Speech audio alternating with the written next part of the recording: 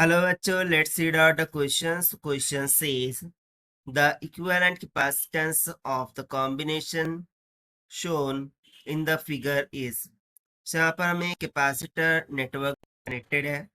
सो इन दो पॉइंट के बिटवीन में हमें इक्विवेलेंट कैपेसिटेंस निकालनी है.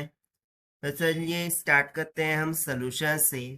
But before of its let's talk about the key concept which we are going to use here for this question. So if two capacitors are connected in parallel, so इस time पर capacitance equivalent का formula हो जाएगा C1 plus में C2. और यदि दो capacitor connected हो सीरीज में, सो उस टाइम पर कैपेसिटेंस इक्विवेलेंट का फॉर्मूला हो जाएगा C1 into C2 bye C1 plus C2.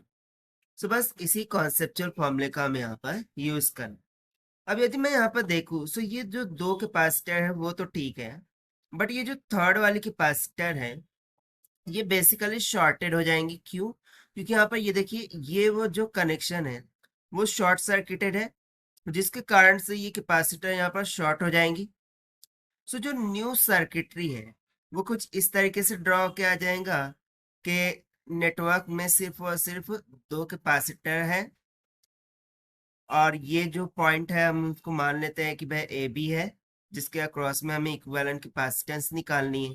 क्योंकि ये वाला जो थर्ड कैपेसिटर वो तो यहाँ से शॉर्ट हो चुका है. So therefore the potential difference across it would be 0.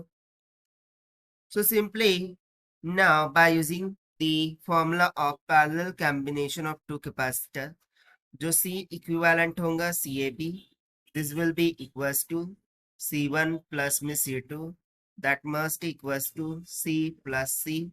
So this will comes out equals to twice of C.